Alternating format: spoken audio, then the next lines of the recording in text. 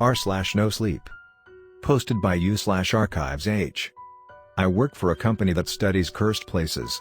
There's a place they call the House of Tongues. So it all started with a box of bees. It was deep within the stores of the company, in the depths where only the bravest dare enter. Well, that, and literally about everyone with a basic level 1 access code. And in the depths one could find a box of bees, all dead and devoid of any color. Bees that had once nested in the suburbs of North Carolina, in an odd house that had always stood there. They called it the House of Tongues. My name is Canopy Hydrangea. I recover cursed artifacts, explore haunted places, and report back the information needed to the people I work for. The company then arranged what has to be done to remove these blemishes from the world. If it isn't possible, we make sure the evil of cursed artifacts and bizarre places doesn't make its way to the general public. But sometimes, it's important to leak a report or two to the unsuspecting public. Makes for a good warning, and this particular file is one of many that must be known. So, team, I began, as we sat around an old fireplace, in the bakery turned cover for our base of operations. What has the company found us today? Rainey, my key assistant, tuned up the old projector and pressed a few buttons. Kyron faked a yawn, and my scroll keeper, Cypress, laughed. We all stopped laughing when the image of a dead dog, bloodied and covered in long, piercing slashes emerged. So let's talk about the House of Tongues, Rainey began, changing the slide to an image of a remodeled, but still old-looking house. This house was built back in the 1620s, and I'll cut Rainey's exposition by a lot here. Many unnecessary details, but details that kept us intrigued and interested. The house, built in 1627, was built by a migrating priest and his family. Initially, it was supposed to be a small cabin, a little summer place for rest and meditation. This all changed when, according to local mythology, the priest was offered a deal by an odd man in white and black. He called himself the Night Merchant, and the priest gave up his cabin, and within 7 days and 7 nights a grand, expensive house replaced it. The licking began to take place nearly a year after that. Not much is known from the priest's records as Rainey tells it. His words were deemed heresy and burned. But we do know that the house, named Edgar Place, changed hands over the centuries, though most records were lost to time. The more important records come after the end of the Great War. 1927. A family, the Bakers, moves into Edgar Place, now remodeled to fit it with the little town that popped up from the economic boom. 1928. William Baker's youngest daughter reports a sensation at night, a strange rough feeling, as if she were being licked by a cat. Cats do not approach Edgar Place. In fact, the house does not seem to welcome all but human life. Cats who approach it go mad and disappear. The family dog Baker brings along is found on the street, eviscerated by long, piercing slashings the police could never explain. 3 months later the sightings begin. William Baker goes out one day to investigate mewling noises behind the house. The entire backyard is trashed, pots have gone flying, dirt has been dug, the entire garden has been uprooted. Darting around the corner are monsters. Small, slender things, an ashen white with bodies as thin as sticks, their bones show, the muscles pulse. But strangest of all are their heads, large and muscular, adorned with small horns that dot it, and 2 eyes he states is deep blue like the sea. Terrified and confused, William goes back to the house to fetch a rifle. When he goes back, though, they've vanished. The noises continue for the rest of the year, but always gone before he can take a good, clear look. But something else, far more chilling and incredible has appeared. One of his 2 daughters have vanished. Both company and government records show that the Bakers only had 1 daughter. And yet, in the cold winter of 1928, William Baker finds himself mad, shocked as he begins to remember a daughter that never existed. An older daughter, he remembers. But try as he might, he can't picture her face nor find any certificates, legal evidence she had existed. But in the halls of the house she does. There's a bedroom with things that aren't supposed to be there. A bed, posters, and books, all evidence a teenage girl had once lived there. But on paper, she does not exist. And neither does she exist in the minds of anyone else. His wife and only daughter do not acknowledge the extra room. His neighbors seem to avoid him. 1929. At night, they come. They appear as shadows in the windows, peering in with small hands, large, blue eyes. And then they open a circular, razor-like mouth, and a long tongue with teeth emerges, licking the window and gently cracking it. William takes his rifle and journeys outside. The creatures seem to taunt him, gracefully avoiding his gunshots, leading him deeper and deeper into the woods that were not there when he bought the place. When he realizes, all too late, that his fences have ceased to exist, it's too late. The creatures are gone. And behind him, in the large house called Editor Place, there are screams. When William Baker finally finds the house again, everything is silent. His wife and child are gone. The creatures sit cross-legged and wait, tongues eerily lolling out. He shoots them, but the bullets always seem to miss. By dusk, they are gone. Legally, William Baker's wife and 2 kids do not exist. He spent the rest of his life telling the same tale in a mental asylum. He also claimed the creatures followed him there, always peeking in through the bars and windows. He is found near death one day, bizarre lacerations and slashings. A man comes by, wrapped in shadow, and gives him a buzzing box. Bees. And the creatures never appeared. Wait, Kyron cut in, you're saying that bees, of all things, stopped these tongue aliens? Rainey nodded, almost in disbelief of the story herself. Whoever gave him those bees knew how to deal with them, she continued. However it worked. William got out the asylum and lived the rest of his life as a beekeeper. Cypress guess. Rainey nodded. So if this case is closed, why has the company handed it over to us? Rainey sighed in disappointment. As I was saying, she remarked, teeth clenched, the bees have failed. A slide displayed thousands of dead bees around the house. In 1937, 2 company agents bought the house and bombarded the place with beehives. Beehives that have remained ever since, cared for by a gardener. She paused and switched it over to another angle. Last week, the gardener vanished, only remembered by a single surviving company agent. Any guesses as to what they want us to do? I nodded and gleefully raised my hand. They want us to clean it up. The bees, and I tried to think of the name, tongue aliens. Tonlians, if you will. That generated some laughter. Cypress, Kyron, you 2 are my containment experts. Cypress revealed a drawing on an iPad already working on a spell. Kyron shrugged. The new iron salt guns are ready. I looked at Rainey in anticipation, wondering if there was more. That's about it. There's a similar story that happened in 1932, but same old, same old. She paused, thinking. We should also watch for artifact hunters. Sources suggest Lorino's crew may be looking to seize one of the aliens for themselves. I practically growled. Lorino and his crew were a gang of villains that dabbled in selling cursed artifacts and cryptids to shady dealers. Cryptid smuggling? Rainey nodded. Cypress noted this as well. If they show, boss, we'll take them out this time. By the next hour we'd prepared all we'd needed. We stood by a large, symbol-adorned mirror and waited. Cypress chanted some ancient, long-forgotten poetry, and the mirror changed to a quiet street.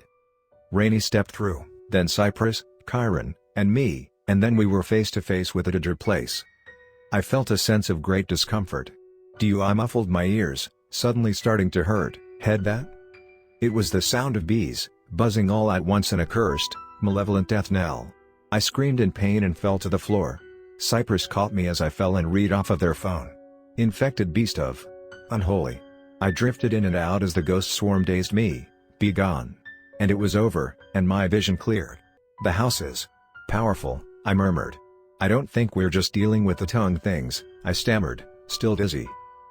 I reached into the ether, more than one entity. Kyron looked a bit worried. Should we call for backup? Nah, I replied. We can take it. We entered the house, the buzzing still in the back of my mind. As told, a swarm of bees lay dead around the place, and with every step we took a loud crunch emanated, echoing around the house. Besides that, and the deep fear we were all beginning to feel, there was nothing. All the events happened at night, Rainey reminded. And it is. Drip drop. Something red and thick fell onto my hand. It was blood. Drip drop. More began to fall from the ceiling, a river of blood pouring from cracks. It was cold and seemed to pulse in time, as if alive. Rainey wrote into a journal, then collected a sample. Weird. It's not a threat. Kyron nervously pointed his weapon around. Well, I don't like it. Well, go on and iron salt it, I told. I don't like it either. Kyron nodded, reached into his bag and found a sphere of white. We averted our eyes as he lit the fuse, tossing it up into the air and exploding in light, spraying us with salt and fine iron enchanted so that it would not hurt us. The ghost blood stopped and fell to the ground, evaporating into ash. One phenomena neutralized, Rainey noted. We continued onwards, until the house decided to shift itself, creaking, trying to spin its halls so that we would emerge back where we came from. We were at the kitchen, then it would creak, and the door we opened. "Back up front," I murmured. "I'll handle it," Cypress offered, already beginning to chant. The place let out a sigh, and things were restored. "It won't hold, though." And then they finally appeared. Little deformed things. Pale bodies, large heads, large, bulbous eyes. They appeared in the corner of my eye at first, though as we ventured deeper into the house they seemed to dart here and there. Kyron attempted to shoot them, but they seemed ever evading, always just out of reach. Rainey noted them and sketched the beings. And as we got deeper the sound of the dead bees began to crescendo. And other noises. The sound of screams, of pleas for help. The house seemed to go on forever, unfolding, each layer of the house seemingly older and more arcane from the last. In front, it had seemed like a remodeled house. Inside, it was at least 30 years old, and in each subsequent hall, room it got older and older. In the distance we saw something dark and rocky. "That's a cave, isn't it?" I asked. Cypress magic was of no use either. "Wait," they paused, as we reached the cave. The shadows flickered within, and the creatures seemed to whisper in the darkness. He spun around and gasped. "I think we've been tricked." I turned to see a wall. A solid wall of paint and brick. That wasn't there the last time I screamed as something lashed out, cutting me. "Og!" A tongue drew into the darkness, sharp. "Lights," Rainey shouted, flicking on a lantern. The electric device sputtered, and failed, illuminating about a dozen tongue things in the darkness, leaping out into shadow. "Damn it!" Kyron began to fire aimlessly as more and more tongues darted in and out, slashing us. "Cypress, boss, solution?" Cypress read off their phone, and a ball of light emerged in front of us, yet the darkness still remained. The wall behind us began to move, pushing us forward. The magician yelped and tendrils of paint burst from the wall, ensnaring him. "Help me!" I flicked a knife open and him loose. We were being forced forwards. The wall behind us seemed ever fleshy now, tendrils of red dripping limbs reaching out at us. In front, tongues lashed out, cutting us up, one by one. But we continued to push, running forwards and firing as the wall of flesh behind us forced us into the darkness. "Look," I shouted. "A building." There was something there. Ancient, and carved from stone. The ruins of an ancient temple that seemed just like the house. Statues of the tongue things lay in wait, eerily inviting us in.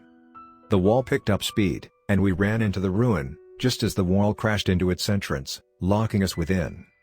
A flash, then black goo. "I got one." Kyron cheered, stepping over and picking it up. It whined, still alive, and a tongue lashed out only for Kyron to sever it. "They can be killed." Rainey was studying the walls of the temple. The death of the creature had scared them off for now, at least. "This place is old. Like, really old. I've never seen this." She gestured to the arcane symbols on the walls, language before. Cypress knelt down next to two skeletons, little marks of teeth all over. "Must be the bakers." Around us were more skeletons, all marked by small incisions. Most were ancient, but some were all too new. A fresh corpse even lay in the corner, just a few days old. I looked at it. I recognized the corpse as a black market artifact dealer. "Serves you right." "Company agents," Rainey gasped. "A team, just like us, lay dead on the floor, recently deceased. I thought we were the first to come here in a long time." "This place," I remembered, "eats people. Memories. HQ probably sent them and forgot they existed." A scuttling came from deeper within, and the sound of bees suddenly stopped. An unceasing quiet came next, and suddenly I preferred the bees to the quiet. "I think," Cypress announced, "I can get us out of here." And then they reached into their backpack and brought out, of all things. "Is that a cat?" Rainey puzzled. "Did you actually?" "I supposed it would come in handy," Cypress confessed. "Plus, it isn't mine, and I've got to return it." "Enough, guys," I ordered. "Cypress, how does this work?" A glint in their eye came now. "Well," they began, "we know that the house hates animals, right?" We nodded. "Let's see why." And with that, Cypress released the cat, and it trotted softly down a hall, deep into the temple. We followed, up until the cat stopped before a chamber, stone gates warding us off. I opened the gates and then we saw it. This was some sort of congregation room, a grand hall filled with stone benches, ancient symbols of old religion, and thousands of the creatures, all sleeping, save for a dozen or so chattering and climbing the walls. "Look there," Cypress pointed to light in the corner of the hall, where creatures popped in and out. Daylight. A way out, I murmured. Just have to get through all of this first, Cryan pointed out. Not necessarily, Cypress started, I'll be right back. Cypress returned a moment later with the corpse of the tongue creature, then inscribed several symbols into it with a knife. They lit up, and we walked into the hall, Cypress leading us forwards. The creatures began to wake, jumping beside us and sniffing the air. I've disguised us as a mass of them, Cypress explained. Let's see how long this holds. The creatures ignored us, returning to hibernation. I observed the hall as we journeyed closer and closer to daylight. Statues of goat-like things watched us, tall and ancient, yet oddly familiar. The creatures tended to the place, lighting candles and even managing a small garden towards the back. They did not construct the place, but whoever did left them to tend for it, to keep it sacred, safe. Oh no, Cypress murmured. The spell's worn off. That's when the creatures began to shift, paying attention to us once again. Cypress skulked, found the cat and threw it. Run. And so we did, towards daylight. The creatures lashed out at us, the cat seemed to distract them, pawing its way through the little beasts. I need rope, Cypress commanded, just as the light shone above us. An opening seemed so far away. Here.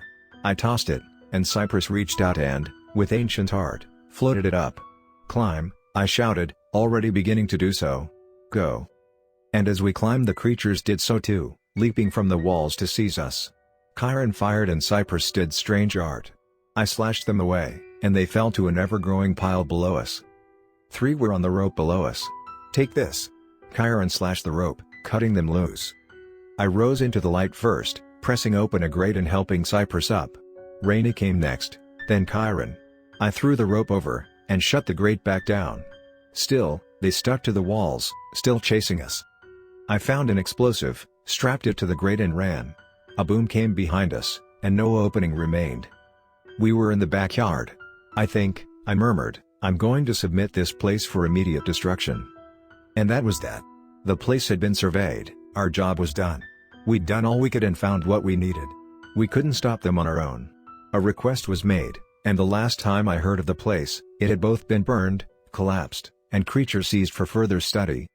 Another day was done. Another bizarre place kept under control. If you know a place marked by evil, let us handle it.